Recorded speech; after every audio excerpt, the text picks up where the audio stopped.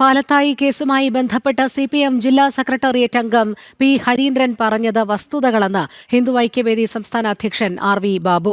CPM നേതാക്കൾ ചിലപ്പോഴൊക്കെ സത്യം പറഞ്ഞുപോകാറുണ്ട്. പോക്സോ വകുപ്പ് ദുരുപയോഗം ചെയ്തെന്ന് റിട്ടയർഡ് ഡിവൈഎസ്പിയുടെ ഫേസ്ബുക്ക് പോസ്റ്റും പ്രസക്തമാണ് എന്നും RV ബാബു കൂട്ടിച്ചേർത്തു.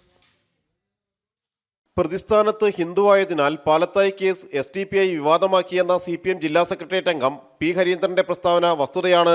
ചില യാഥാർത്ഥ്യങ്ങളാണ് ഹരീന്ദ്രൻ തുറന്നു പറഞ്ഞത്. ഉസ്താദുമാർ പീഡിപ്പിച്ച കേസ് വിവാദമാക്കുന്നില്ലെന്നും ഹരീന്ദ്രൻ പറഞ്ഞിരുന്നു. ലവ് ജിഹാദ് വിഷയത്തിലടക്കം ചിലപ്പോഴൊക്കെ CPM നേതാക്കൾ സത്യം പറയാറുണ്ടെന്നും ഹിന്ദു ഐക്യവേദി സംസ്ഥാന അധ്യക്ഷൻ RV ബാബു പറഞ്ഞു. ശരിയായി ഹരീന്ദ്രൻ പറഞ്ഞു എന്ന് തന്നെ വേണം കരുതാനായിട്ട്. ഈ വിഷയത്തിൽ ഹരീന്ദ്രൻ ഇനി എന്ത് സംഭവിക്കും നമുക്ക് അറിഞ്ഞുകൂടാ. ഏതായാലും ഇത്തരം കേസുകളിൽ പലപ്പോഴും CPM അറിയാതെ സത്യം പറയാറുണ്ട്. നമുക്കറിയാം, ലവ് ജിഹാദിനെ സംബന്ധിച്ച് CPMൻ്റെ പല നേതാക്കന്മാരും ലവ് ജിഹാദ് ഉണ്ടെന്ന് പറഞ്ഞുവരാം.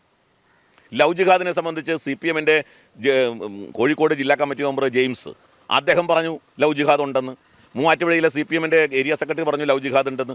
പാലത്തായി കേസിലെ പോക്സോ വകുപ്പ് ദുരുപയോഗം ചെയ്തെന്ന് റിട്ടയർഡ് ഡിവൈഎസ്പി റഹീമും സമൂഹമാധ്യമ പോസ്റ്റിലൂടെ തുറന്നു പറഞ്ഞിരുന്നു. മുൻ കണ്ണൂർ SP രത്നകുമാർ കെട്ടിച്ചമച്ച വ്യാജ തെളിവുകളിലാണ് കേസ്.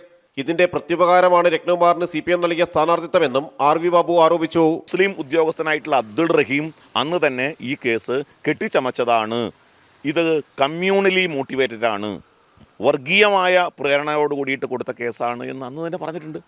രത്നകുമാർ കെട്ടിച്ചമച്ച വ്യാജ തെളിവുകളുടെ അടിസ്ഥാനത്തിലാണ് ഇപ്പോൾ ഈ ശിക്ഷാവിധി ഉണ്ടായിട്ടുള്ളത്. ഇത് വളരെ വ്യക്തമാണ്. അതിൻ്റെ പ്രത്യുപകാരമായിട്ട് രത്നകുമാറിനെ സ്ഥാനാർത്ഥിയാക്കുകയും ചെയ്തു CPM. ഇവരെ രത്നകുമാർ CPMൻ്റെ സ്ഥാനാർത്ഥിയാണ്. ബാക്കി എല്ലാ ഉദ്യോഗസ്ഥന്മാരും, അതിൽ വനിതാ ഉദ്യോഗസ്ഥരുണ്ട്, മുസ്ലിം ഉദ്യോഗസ്ഥരുണ്ട്.